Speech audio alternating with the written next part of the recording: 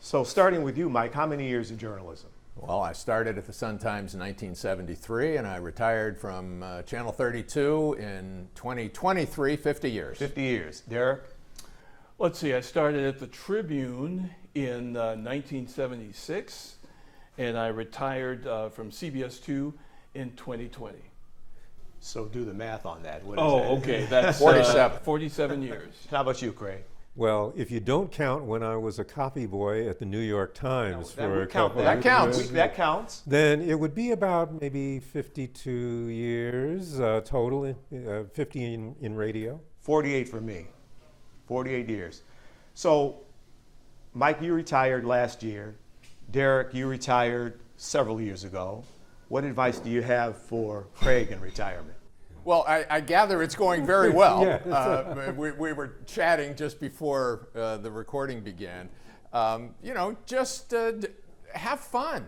I know you and Barbara are, it seems you're having a great time. And do those things that you've always wanted to do. You're both fortunate enough to have your health, and stay focused on that. Get exercise, eat right, and smile a lot. Yes.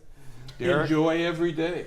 That's You don't have a schedule. You don't have to be at an appointed place at an appointed time, and enjoy the freedom. Well, we'll have to tell my wife that we don't have a schedule, but because she's got a list of things she wants me to do, but I'm going to try to take it easy too. We hope you do. You've earned it. Well, thank you. So let's talk about Chicago politics. Why did you find it so fascinating that you did it for so many years? It was just, it was blood sport. It was combat in a different realm. Whether in Chicago, where you were talking about the machine, it was the machine, and then those who were against the machine.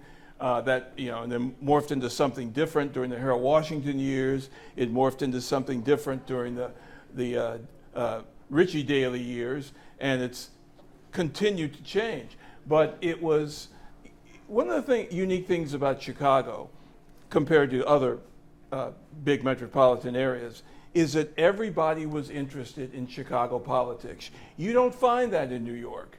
It's a much bigger city. It's divided up into boroughs. Their political structure is different. You certainly don't find it in Los Angeles, which is geographically much more decentralized.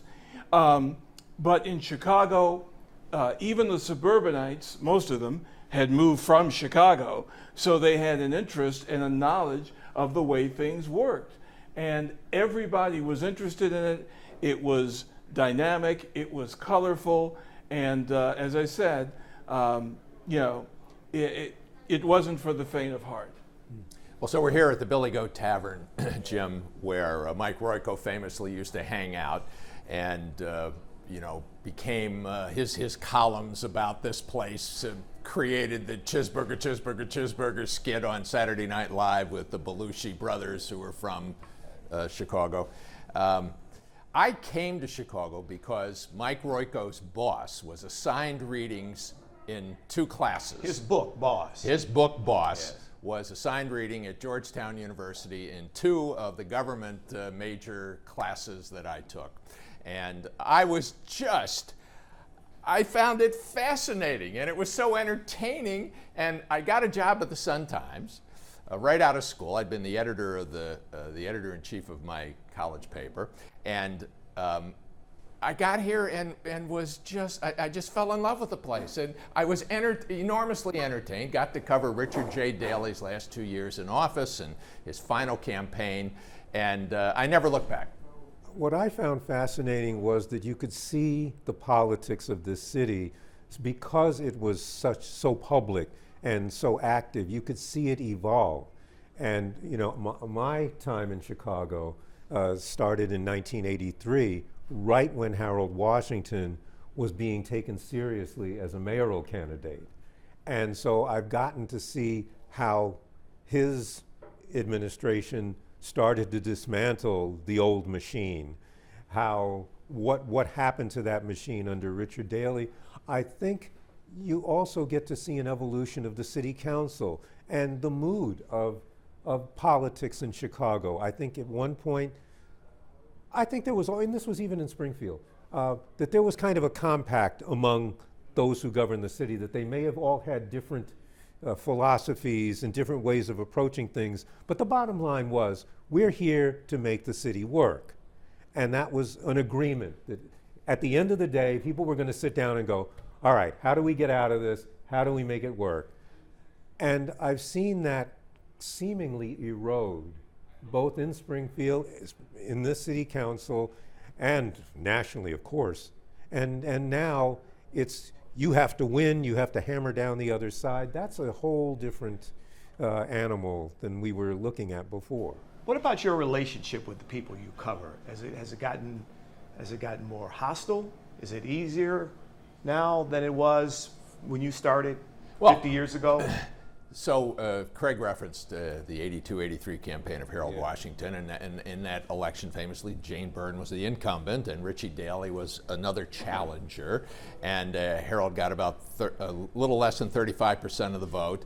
Byrne got about 32, 33, and Daley got 29%.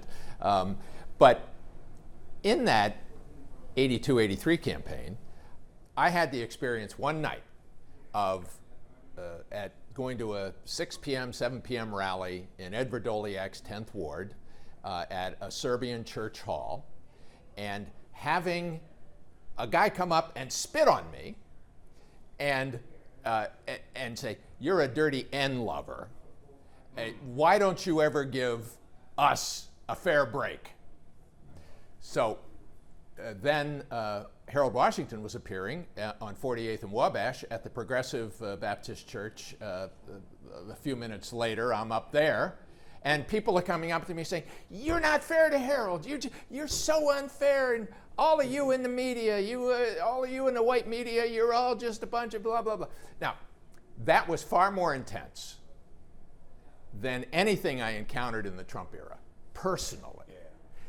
Maybe the most intense in that era that I encountered was in Hamilton County, Indiana, at the rally where Trump unveiled Mike Pence, then the governor of Indiana, as his running mate. And people were hurling invective and even a few items at the press in that cage where we were for that event. And when Trump's pointed to the lying media,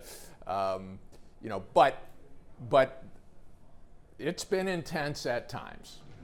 So compare those two eras, council wars, Harold Washington, and this time of Trump. Hugely, look, the racial polarization, I've never encountered anything like that 82-83 campaign in terms of racial polarization and how, that motivates people to vote, by the way. The voter turnout there was about 90% in those elections. Undergirding beneath the surface, or not even beneath the surface, on the surface in some cases right now, is a similar sort of racial, the politics has been somewhat racialized, at least on some issues here, which harkens back for me to that period. And ultimately, it's not good for society when that happens, I don't think.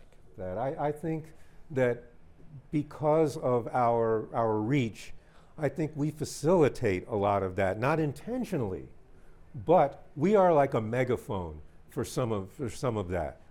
And I think a lot of it is personality driven too, because even in the times of the racial animosity of 1983, I mean, I remember Harold Washington going to, I think he was going to a Syrian church, but there were demonstrators outside against him with a big sign, down with Harold Washington and all that. And Harold Washington went over and talked to those guys and basically, charmed them. Yes, he did. He ended up taking a picture with them. That is a picture you see every once in a while with him standing with those guys, because his personality was such that he had joy in doing it. I think the attitude now is, again, that word, outrage, that we have to be outraged at stuff. And when we put outraged people on the air, it, in some ways, I don't know, just adds sparks to the outrage that's out there. And I don't think it's something that we're doing, but it is what we are. And we have to be, more careful about not that we're censoring, but that we have to understand our role. As the politics have become more polarized, audiences have become more polarized, and they expect the media to follow along with their polarization, so that the news outlets that are not specifically politically aligned get most of the slings and arrows because they're not politically aligned. And, one of the things that's really happened, and we've talked about it, alluded to it here, has been the collapse of the center in both sides. The moderate Republicans, the somewhat conservative Democrats, who used to be very successful. And I can point to two figures in Illinois. One, of course, is Big Jim Thompson, who was elected to 4 terms as governor. 4 terms. One was a squeaker, but 4 terms. Now, he relied on the Republican downstate vote and the Republican machine and the counter counties to offset the big Democratic vote. But a lot of Democrats voted for him too, especially toward the end, because they said, well, this is a guy that, he's reasonable, and the state's doing fine, and so I'll vote for him. On the other side, not exactly the other side, Richard M. Daley, 6 times elected mayor? With growing black support each time. Exactly. I mean, he began with the remnants of his father's machine, but he turned it into something a bit different because that machine was crumbling. He realized that. He relied more on labor support, so-called pinstripe patronage, and he cobbled together a very effective coalition. And you would probably call him today a conservative Democrat. But back then he would have been a moderate Democrat. But the point is, these were both figures that brought people together. These were both figures that did not believe that compromise was failure. Right. In the politics of today, if you make a deal with the opposition, the most rabid members on both sides of the aisle call you a sellout. And before, as Greg mentioned, that was practical politics. Right. And that ethos has disappeared. How does a political reporter today navigate the polarization, the echo chambers that people are in? People are in their own silos, and how do you break through that? I'm not sure we can entirely break through all of that because, let's face it, if people don't like the way we are reporting, they go to people who are reporting the way they like. People believe what they already believe. So They want validation. yes, but what we can do, what we have to do, is to keep telling the truth. I mean, there's no way, you don't want to ever be caught lying or caught fudging the facts. And in fact, if there is one thing, and I think I can even speak for Derrick here, there is one thing we do push back on, and that is the facts. If I'm interviewing somebody, and this has happened during COVID, where someone says to me, we all know that children are immune to COVID. I said, stop. I said, I'm sorry, but I can't let you say that without without telling people the fact that no, they are not, and how many people have died of it, children have died of it so far. I mean, no, we always have to push back on the facts, and we do. But do we tell them, oh, you're out of turn or something like that? No, we may find somebody else who says that, but what we have to do is always, be true to the facts. This polarizing environment we're in has also led to violence against Democrats, against a Republican congressman. What does that tell us about the era that we're in? Well, it tells us that there is a lot of anger, and anger leads to violence, or it can. And there has been a lot of political rhetoric that demonizes opponents and can lead to the creation of hatred. And when people act on that, it also leads to violence. When you talk about political violence, you have to mention January 6th, the storming of the Capitol, too. That's an act of political violence. I would hope that we would see a reduction, but we also have to see a reduction in the semantics. There has to be less vilification of an opponent and more of an understanding of why an opponent is taking the position. And you can oppose them without equating them with the devil or with evil. That everyone wants to act against evil, but when it's political evil, then it can turn to violence. Yeah, I mean, you've got this level of rhetoric that, for example, calling the media, the news media, the enemies of the people. That's not empty rhetoric. That's not just bluster. I mean, at least in one case, someone went and shot up a newsroom in suburban Washington. So, I think we have to understand first that this kind of rhetoric can have consequences, but even more than that, there has to be a calling out of such political violence, of saying this is unacceptable, and not just giving it lip service, but taking action. And unfortunately, when we look at January 6th, pardoning people who committed political violence on January 6th is basically saying it's okay. We've got you, we've got your back. So, if you was it I forgot who, was it Barry Goldwater who said extremism, and I don't know if it's Barry Goldwater. So Goldwater. extremism in the defense of liberty is no vice. Yes. And moderation is no moderation virtue. in the face of tyranny is no virtue. So that kind of talk gives permission for such things to continue, because you don't have very many people, frankly, at the top saying, no, this is not who we are. This is not America. We're having people saying, these are patriots. These are patriots that did that.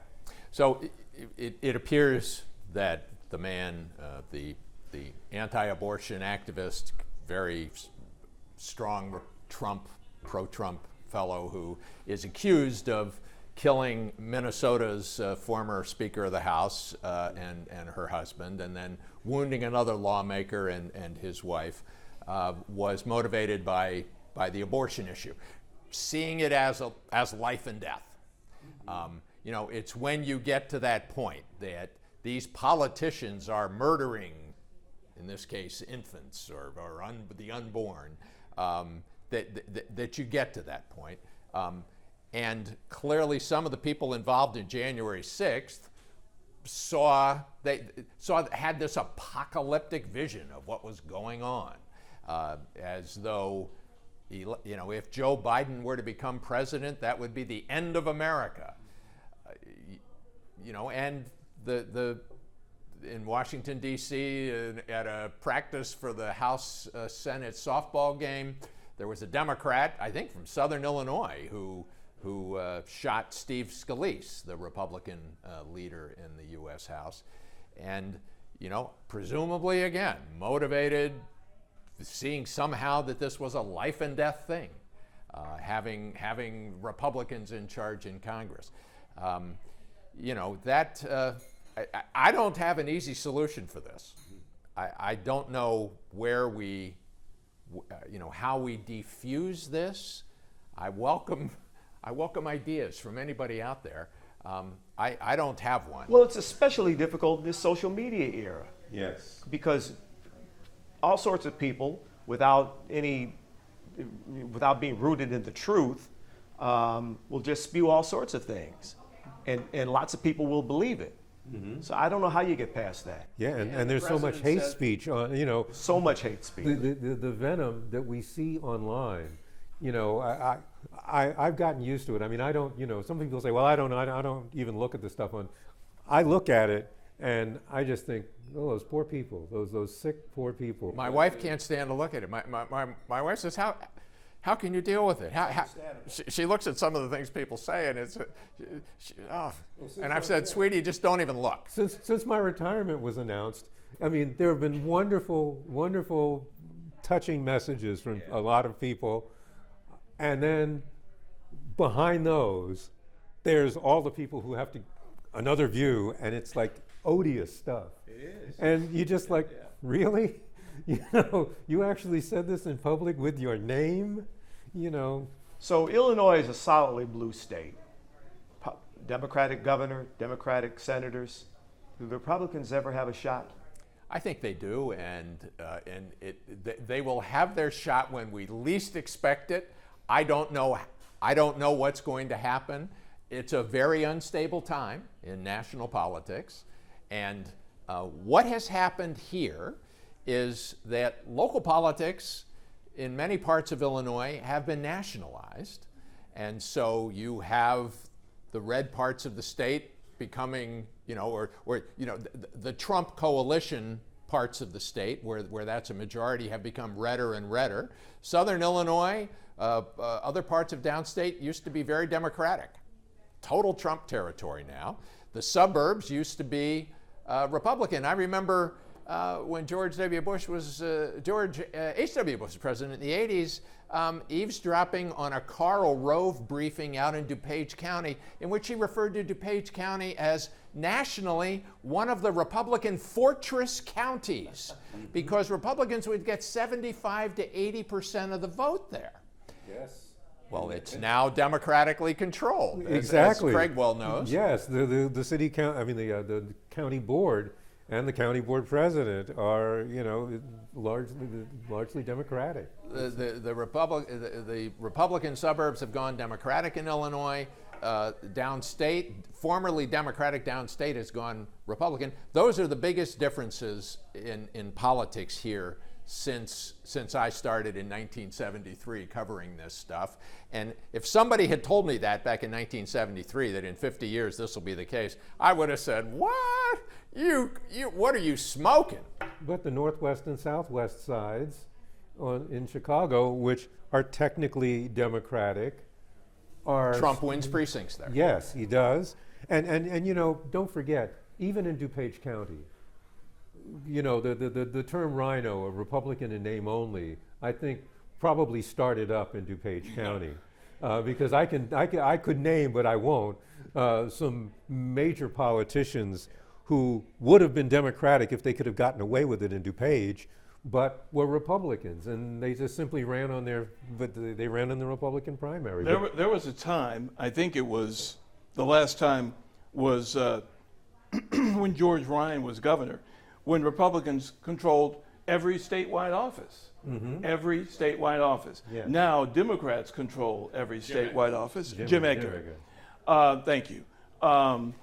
And that transformation has been amazing. But I would say that Republicans will only make a comeback statewide when, one, they're able to redraw some of the districts, which have been gerrymandered in favor of Democrats. And of course, Republicans do the same thing in states that they control. Or two, Republicans find a candidate that they can coalesce around who can win votes in the collar counties to rebuild the kind of electoral math that they used to win governorships before. Because as long as they continue to run Trump acolytes or Trump-like candidates for statewide offices, and particularly for governor, they've got no shot of winning the state of Illinois. Last question. in this time of a polarized nation, how do we get past it, or can we get past it? Well, first of all, you've got to get past Donald Trump. I mean, frankly, because Donald Trump has completely captured the Republican Party. The old Republican Party is dead. The old country club, business-oriented, free trade, low taxes, balanced budget Republican Party is out the window. The new Republican Party is much more populist and depends on a low-income white voters, basically, to sustain themselves. But Donald Trump has no political philosophy. It's no guiding principles on which you can build a party. It's a cult of personality. So when Trump leaves the stage, Trumpism may well leave too. And once you get past that, it depends on what the Republican Party decides it wants to be post-Trump. Will it revert back to the old party? It's kind of hard to see, but it's not going to be as solidly and aggressively Trump-based as it was before. I think the mood of the country, or the personality of the country, needs to rethink itself, because we're now in a type of politics where people are okay with bad things happening in the country as long as it's not happening to me. And I mean, you know, yes, we believe all people should be treated fairly, and we're being told all people are going to be treated fairly, like in the immigration thing. Reporting is telling them, well, there are a whole bunch of people who are not being treated fairly. And until you get to the person, you know, the immigrant who lives down the street from you, they're like going to be okay with that. And there was a time when, you know, I mean, I grew up in the civil rights era. And was my family, you know, we didn't live in the South, but there was segregation going on when I was growing up. But the people, those of us who lived in the North, were upset with that and thought, no, it's not us, but there are other people who are suffering, and so we're all together. I'm not sensing the same kind of we're all in this together feeling among people now, that it's just my taxes are not going to go up, or my taxes are going to go down, so it's okay. And you don't think, but there are going to be people who are losing their health care. Is that okay? Well, they're not thinking about that. They're just, well, my health care's fine. So. You know, going back to your question, I'm put in mind of one of Harold Washington's old Latin phrases. You know, he had some Catholic education. He'd been exposed to a lot of Latin, and he would say, Flannery, that question's sui generis. Unique in and of itself, and I think Trump is sui generis. I'm not sure that there's another figure like Trump. I don't think J.D. Vance will wield the charisma and this combination of belligerence and bravado and boasting and these, you know, like the tariffs and, you know, the way that he's kept a lid on all these Republicans who really despise him in some respects, but they're afraid to say a peep against him publicly. I'm not sure that there's another Republican after him who can pull that off. So we're going to see something very different in 3 years. Can't thank you guys enough.